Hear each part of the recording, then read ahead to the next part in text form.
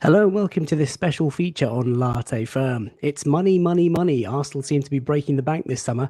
New signings left, right, and centre. But how? Where's the money coming from? What does it mean for FFP? And also, what are Chelsea up to down the road? And maybe should we be concerned about the rise of Newcastle United? Lots of things to talk about. We're going to do a very special short feature, and I'm delighted to have Kieran Maguire, finance lecturer and also co-host of the Priceful Football podcast. Kieran, welcome to the firm. How are you? I'm very good. Thanks very much for the invite. Looking forward to this. I don't talk very much about Arsenal, so yeah, this is going to be fun. Well, you're very welcome. Obviously, people will know you from the BBC, from Sky Sports. You've been interviewed many times on sort of finance in football. And I guess the appetite from my side has come from the fact that Arsenal seem to be spending a lot of money in recent sort of summers. And there's been a lot of talk about that as I bring up the slides on screen. If you're tuning in for the first time, please do drop a like on the video, subscribe to the channel if you're new, of course, and get involved in the chat as we go along. First up, just money on Arsenal. Arsenal seem to be doing some extraordinary activity in the summer. Declan Rice, Urian Timber, Kai Havertz have obviously come in. And I guess the first question that I kind of wanted to ask you, Kieran, was, Arsenal historically haven't always been the biggest spenders, as you can see. I mean, lots of talk has been about, Arsenal breaking the bank every summer with the biggest sort of spenders. This is a visual from At a Visual Game, and he's given you the credit for this. But in terms of like most money being spent in a single season, historically, Arsenal don't have that track record. So why all of a sudden the attention on us, do you think?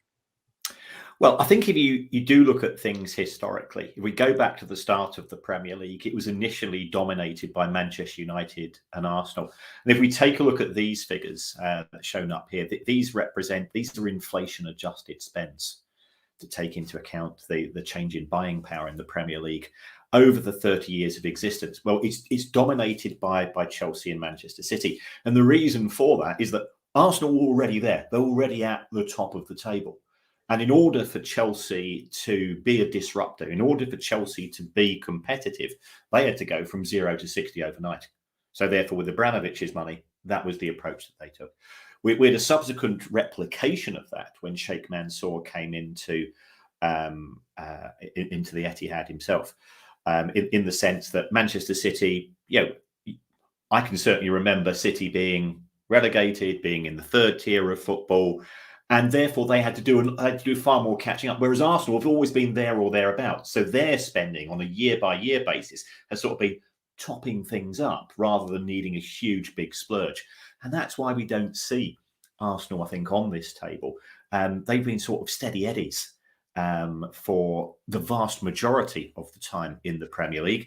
And whilst that was generating participation in the Champions League, that was fine. Now, clearly, Arsenal have been through a bit of a lean period from, I think, the expectations of the fan base. And that's why we've seen in the last few years that there has been a willingness to perhaps release the level of spending. I also think that when Alisher Usmanov owned around about a third of the club, that created a bit of uncertainty at board level, because trying to get agreement in terms of, you've got this major shareholder, if the club wants to spend money, you've got responsibilities towards shareholders, and he wasn't allowed on the board because there was clearly no love between him and Stan Kroenke. When Usmanov left, it's effectively allowed Stan Kroenke to run the club as more of a personal fiefdom, and then ultimately it's down to him as to setting the level of budget. Returning to the Champions League is hugely beneficial for Arsenal. You get the club's going to get probably £4 to £5 million per game in ticket sales in the group stages. They should be able to replicate that as they go through the knockout phases. So on top of that, you're probably looking at £30 million from the prize pot, potential bonuses from sponsors. So we're kicking off with £50 million extra in the pot. Do you know what? You've just triggered something in my mind about Usmanov leaving. And I just, I kind of just sat there imagining for 60 seconds, what would have happened had he still been around as that shareholder? You know, there still would have been that divide. There still would have been that split, I guess, of interests. And I guess we have to give the Cronkies a bit of credit in terms of being bold enough to kind of take full ownership of the club. You mentioned obviously that we've been steady eddies, and I think you're absolutely right. You know, we obviously had the stadium years where we had to be careful about our spend. And then you've got forces like Chelsea and Manchester City, and City, of course, have blown the windows, out of proportion over the last sort of few years. What's the latest with their sort of 115 breaches of FFP? I mean, how long might it take, I guess, Kieran? Because Arsenal fans are sat here wondering what's going to happen. I was on a law panel run by a fairly well-known firm of lawyers, and I was fortunate enough to be sat next to a guy called Nick DeMarco, who I think many fans will know. He is certainly the most well-known sports Casey in the country, King's Counsel. He's an incredibly smart guy, and he's quite open as well. So he said that given it took 4 years for the Queen's Park Rangers settlement to come to a final decision, he thought it would take somewhere in the region of 2 to 4 years. Wow. Because if you've got 115 charges, then you've got to put forward 115 different cases, and you've got to allow the defence to put forward 115 different defences. And that is time consuming. Then there is the issue of the panel itself. That's going to consist of some very big hitters. These are busy people. So it's not a case of they are free 5 days a week. So it could be that in order to try to get everybody in the same room at the same time, you're looking at diaries, and that's going to push things back a few months as well. But although there's a lot of talk about 115 separate charges, what we've actually got is 3. First of all, the accusation that Manchester City artificially inflated the money coming into the club. What they were doing, they were disguising money from the owners, which is capped for FFP purposes, but they were claiming that it was commercial income, which is limitless. So we have to wait to see on that. Secondly, the accusation was that they were diverting costs to Abu Dhabi. So I think the one which has brought the most attention has been that of Mancini. And the allegation is that City were paying him around about 1.5, 1.7 million pounds a year for his salary as the coach of the club. But in addition to that, he was picking up more money from having a coaching contract in Abu Dhabi, which involves 6 days' work. Now, part of me says, well, if somebody offers me 2 million quid for 6 days' work in the Middle East, you won't see me for dust. I'm on the next plane. And we then have to look at it. Well, is it illegal if it's been declared by Roberto Mancini in his tax return? Then he's paid tax on it. All is fine. When it comes to financial fair play, we then enter some fairly murky areas, and that's where I think the lawyers, I'm at the day, I'm just a guy who does numbers, but that's where the lawyers sort of earn their corn. And the third accusation is that Manchester City have not cooperated with the Premier League over the course of the investigation. Manchester City will say, well, we're fully aware that there were 8 clubs who'd written to the Premier League to try to get us a points deduction. So why should we cooperate? If people are trying to take you down, why give them a helping hand? So there's an awful lot to unpack there. There will be, having done expert witness work in a couple of cases involving fairly high profile organizations, there's a lot of people in the room taking a lot of notes, asking a lot of questions, and it's not a very quick process. So don't expect it to be rushed. Although both Manchester City and the Premier League said, we want it sorted quickly. And what we will find is it won't be a case of we'll be prepped for it. It will just land on your desk, and then things will kick off big style, one way or the other. So either way, it's going to rumble on. and on and on.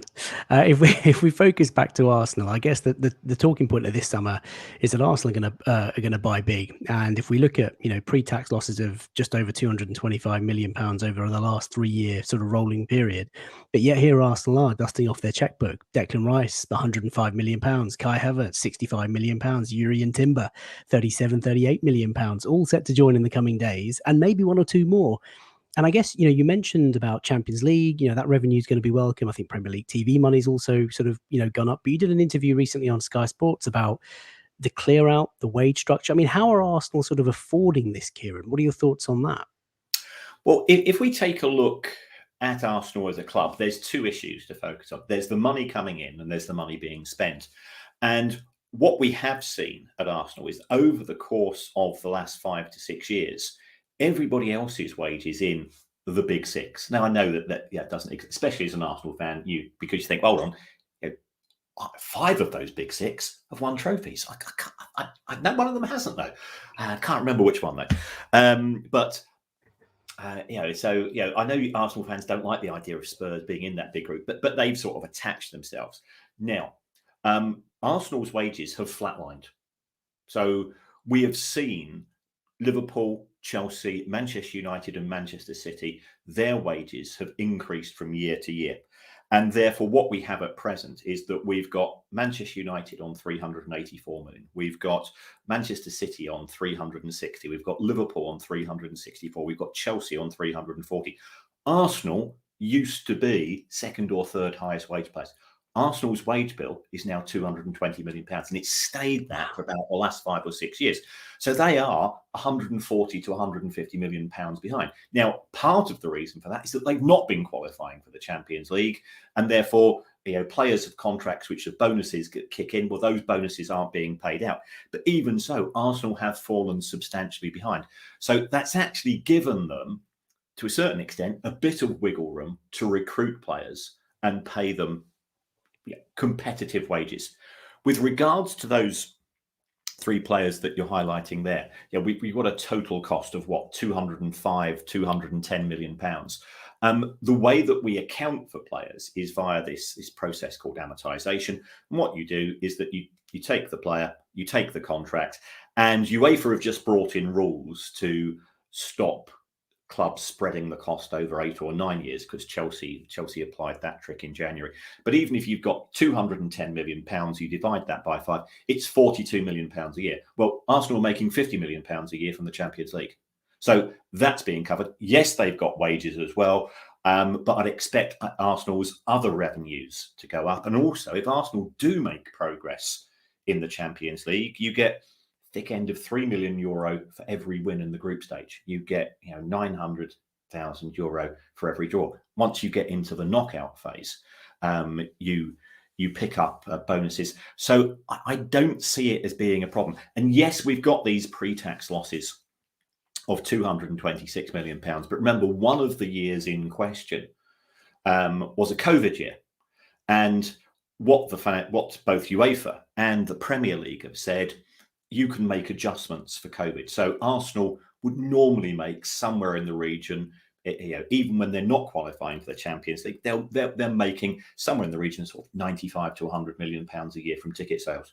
Well, in 2021, remember that year when we all sat inside, they can knock that off. There's other costs, so the academy costs, the women's team, infrastructure spend, and clearly Arsenal have invested as far as enhancing the Emirates, is putting money into training facilities. All of those costs are excluded as well. So whilst we've got a headline accounting loss of 226 million pounds, my estimates is that their FFP loss is probably about a quarter of that. So they've got flexibility. And therefore, that's why I am relaxed. And I was surprised at sort of the kickback that I saw on social media, but I don't think people have looked at the numbers in sort of granular detail, and that's what I do. I'm a nerd. That's what you expect nerds to do. I think Arsenal are actually in a solid position. They've still got flexibility as far as the buying side of the market is concerned, and remember, they can also sell players, and that's why I think you were talking about Chelsea, sort of hinting at Chelsea. Why have Chelsea managed to get all of those sales through? It's because if we take a look at the way that the accounting for players, if you sell a player, all of the profit appears in the 1 year. And Chelsea's year end was the 30th of June. Well, we've seen Havertz go this week. We've seen Mount go this week. We've seen other players disappear this week. And all of those, the profits kick in. So when you buy a player, you spread the cost over 5 years. When you sell a player, all of the profits go through in one. So that's why we've seen Chelsea show some urgency with regards to getting the deals done by the 30th of June. Understood. So the art of amortization is something that I'm a chartered accountant, so I kind of get it. But I guess it's just talked about so often in football, and it's just really interesting to see, how clubs sort of manage their books in that way. And you mentioned Chelsea. I kind of want to move on to them because you've just articulated perfectly, the pressures they were up against, the players that have gone. I wanted to ask you more about the link to sort of Saudi and why players seem to be going to the Middle East. Obviously, this is just your opinion. This is just it's quite sort of subjective. But do what do you make of it all? Like Saudi have just sort of come out of nowhere. They're chucking money around, reminiscent of what China tried to do maybe a few years ago. What are your thoughts on that whole sort of setup? Well, I think you're absolutely right, Faisal, to replicate what we saw in the Chinese Super League, and of course that exploded or imploded very, very quickly because the Chinese Communist Party rapidly reached the conclusion that conspicuous consumption is at odds with the role of the communist government. So that died. But Chelsea were very active then. And Chelsea have always been very active when it comes to selling players. I've calculated the figures for the past decade, and during that time, Chelsea have made player sale profits of £750 million. And in terms of going to China, remember Ramirez went there, Oscar went there, both decent players, but the fees they went for were ridiculous. And yet they sold Hazard at the perfect time. But, just before he completely lost all interest in football. And they banked £130 million, most of which that was profit because he'd been there for quite a few years. So Chelsea have always actually been a very, very savvy selling club. With regards to these specific issues in respect of Saudi Arabia, I think we need to unpack all of the relationships. So we've got the likes of the Saudi PIF, which is an investment fund. And then we've got Clearlake Capital, which owns 60% of Chelsea. Now, Clearlake Capital is effectively a fund which itself has many hundreds, if not thousands, of investors. The rumour is that the Saudi Arabian authorities are one of those investors. My gut reaction is that if they are one of those investors, we actually all invest in many, many companies because we've all got pensions, but we just do it indirectly. If they are an investor, they've probably got no more than 1% of Clearlake Capital. So they're not able to dictate terms. So I think the idea that they were putting pressure on Clearlake to put pressure on Chelsea to sell players, I don't really think that carries a lot of water. But if we then take a look at the circumstances, Chelsea had to sell players. Yeah, they needed to get payroll costs down because they want to recruit themselves over the course of the summer. Yep.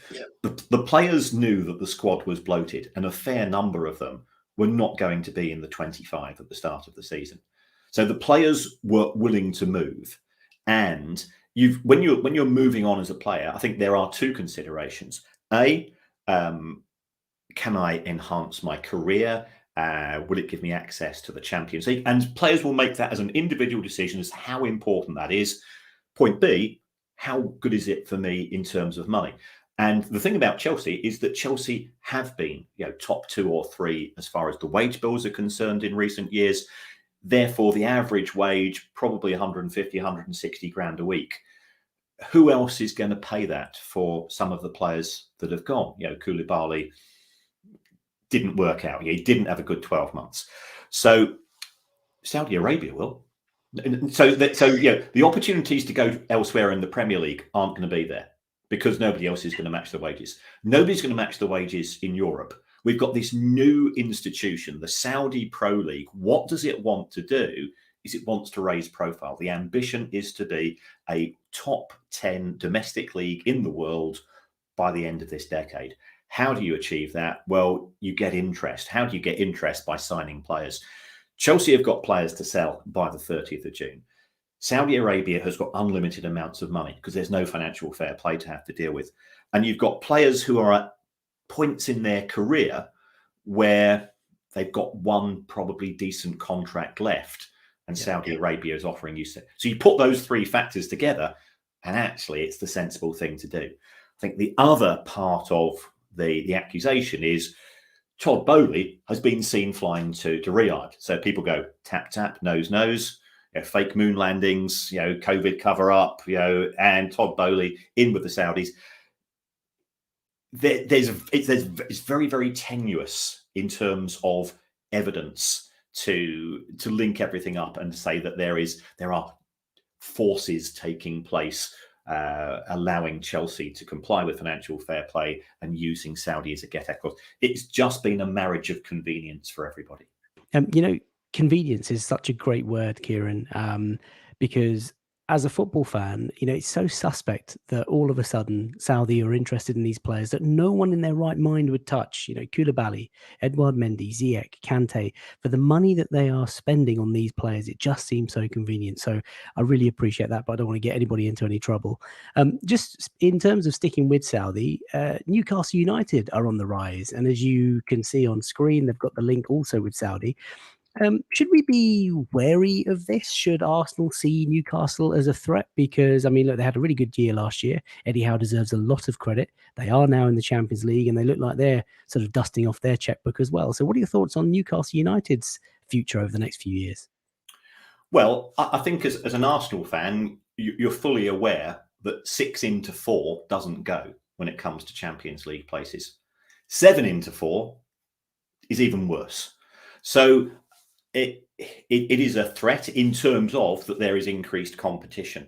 But I think there are a couple of things in favour. First of all, whilst the authorities have been criticised in terms of the way that they've trying to apply financial fair play, Newcastle's spending has been moderate. I think they've bought really well. I think they're coached really well. They are a very efficient football club. And Dan Ashworth, Eddie Howe, I think and the players themselves deserve credit for getting into a Champions League place. I think the other thing to be slightly more relaxed about is that I don't know how far you have followed the new changes for the Champions League, which are coming in 24-25, but there are going to be places available for the 2 European leagues who in the previous season had performed best in the Champions League. So it is possible to have 5 Premier League teams. So 7 into 4, that sounds quite scary. 7 into 5, bit more favourable. And if you don't make it and you qualify for the Europa League and you win the Europa League, you can then get into the Champions League the following. So potentially we could have 6 teams in the Champions League, and from 2024 onwards, it's not essential. But when you see those, when you're applying for a job and it says desirable but not essential, well, I think it is highly desirable but not essential to be in the Champions League, because UEFA have given an indication as to the amount of money that's going to be in this new variant of the competition.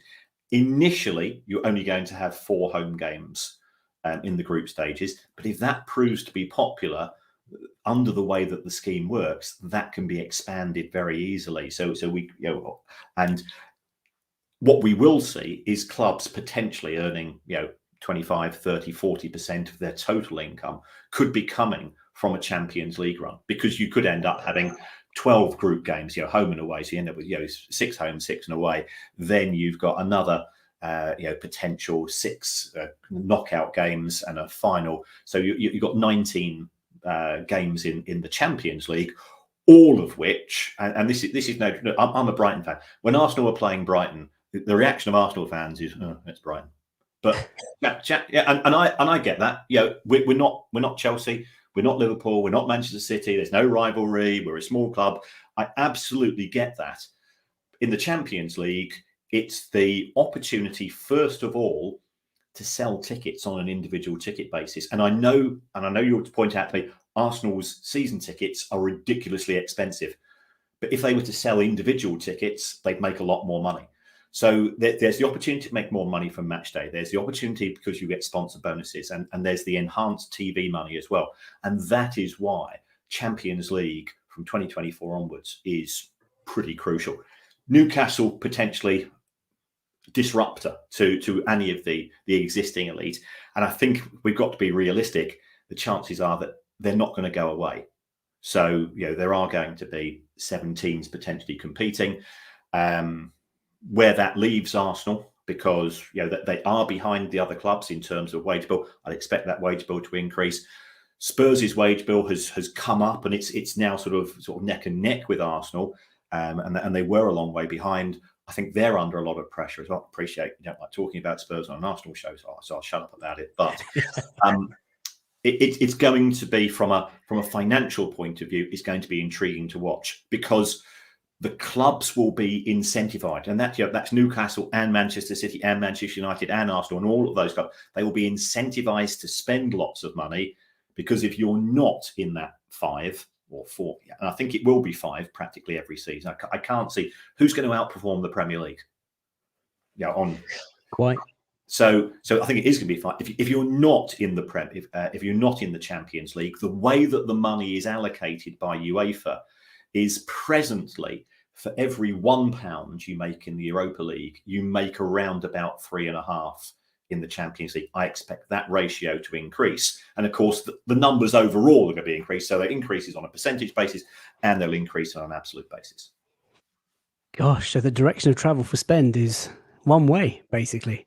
If we sort of bring the show to a close and just sort of come back on Arsenal, you talk about the Champions League. I wanted to ask you earlier, the rate of spend that we will have maybe this summer. I mean, a couple of summers ago, summer 21, we spent 145 million pounds. Summer 22, we spent 165 million pounds. You've said that the 3 signings that we're looking to make in the next few days, just over 200 million pounds. Are we reliant on staying in the Champions League? If we drop out of the Champions League, Kieran, could we be in trouble? Could FFP come knocking on our door? I don't think so. Because you do have saleable assets, and you know which of your players will be coveted. If you don't qualify for the Champions League, is that because Declan Rice has become a bad player overnight and you won't be able to get 80 or 90 million pounds back from him in a year's time? The answer is no. So I think if clubs are struggling financially, there is the opportunity for owners to put money into the clubs. There is the opportunity to sell players. I think if you take a look at trading models, say Chelsea have been very good at it. Manchester United have been absolutely appalling at it. I said that Chelsea have made $750 million over the last decade. Manchester United, I think it's 120 million, which for a club of that stature, you'd be quite surprised. But they have signed. They've signed bad. I think Arsenal have been sort of a bit stuck in the middle, and I think they will be looking to improve their player trading model to make sure that it helps to prime the pump for the next windows, but B, that it gives you that backstop should they not qualify for the Champions League the following season. And you're a fan, you know that it's going to be that much tougher playing Saturday and Tuesday, Wednesday, as opposed to Sunday and Thursday, where to a certain extent, especially during the group games, you could put out the kids, enhance kids, or with a reasonable degree of confidence of still getting through the group stages. Oh, there's so much to look forward to. Thank you so much, Kieran. I really appreciate the insight on Arsenal spending, the description of the art of amortization, looking into Chelsea and Newcastle. So what do you make of it, Arsenal fans? That's exactly how we are spending, and spending big. We have been steady eddies over the years, as Kieran has beautifully kind of talked us through. But it looks like it's a good time to be supporting Arsenal. Lots more activity to come, perhaps this summer window, and of course the windows of the future. Kieran can be followed on Twitter, who is at Kieran Kieran Maguire. He's also a finance lecturer and, of course, is the co-host of the Price of Football podcast. So go find that on Spotify and Apple. There will be a link in the description below. Kieran, thank you very much for your time today. Really appreciate it. For everybody watching, do drop a like on the video, subscribe to the channel if you're new, and until next time, it's bye for now.